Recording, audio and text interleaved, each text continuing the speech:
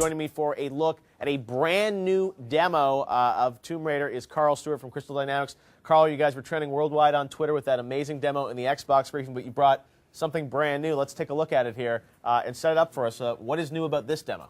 So what we're showing today is kind of the section in between the two 15-minute demos that we showed last year. This is really the turning point in Lara's character. This is where, you know, last year we showed her having to break free from the den, so they taught you all about the sort of different features from dynamic traversal.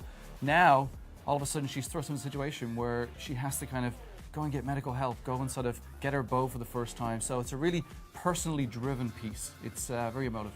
Wow. Now, one of the things that I think a lot of people have been wondering about in this game is, you know, what is the balance between, you know, puzzling and action, and you know, you showed an amazing sequence this morning with, you know, parachuting and lots going on. But this is, you know, a survival story. So when Lara first arrives on the island from the shipwreck, I mean, she's relatively weak, right?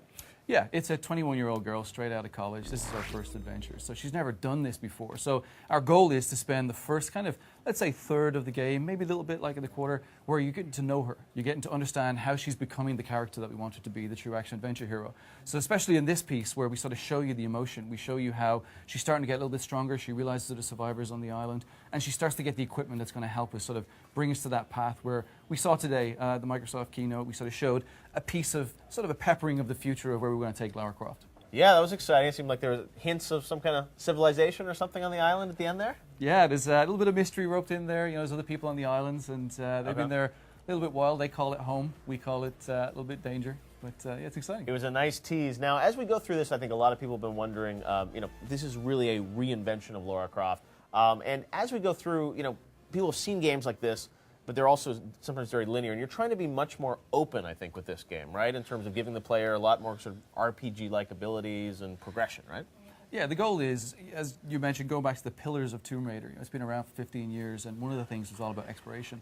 And exploration in past Tomb Raider games still felt very linear. So one of our goals with this sort of future look is, let's build these hub systems. Let's give the player the opportunity to come into these larger spaces and really explore. And then through gear gating, you'll be able to improve sort of the ability to be able to open new areas and unlock additional challenge tombs. But really the hubs play a huge part in giving the player the opportunity to feel like they have the freedom to actually come into a space and do what you do best, be an explorer. Wow. Now, you put out a trailer with us last week that people were hyped up. Pretty epic sequence with Lara at this crossroads, as you call it. Yeah. And we've heard her voice now for the first time, right, in the demo this morning, last week. So there's a new voice for Lara? Yeah, there's a new voice for Lara. We're excited to announce that voice. It'll be coming very soon, I think in a few weeks. So she's been working hard. She actually finished off some of our last cues about 2 weeks ago. So even she's eager. I know the fans are out there hitting up many different people on Twitter. Trying to guess who it is. I think one or two may have guessed it, but we'll see. We're looking forward to announcing her. Doing a voice analysis of the trailer. Yeah. Your fans are very rabid. Now, let's talk a little bit about her sort of weaponry and the way she's working, because, you know, we saw obviously guns in the E3 demo earlier, but she's starting off with, it literally seems like a bow and arrow, right?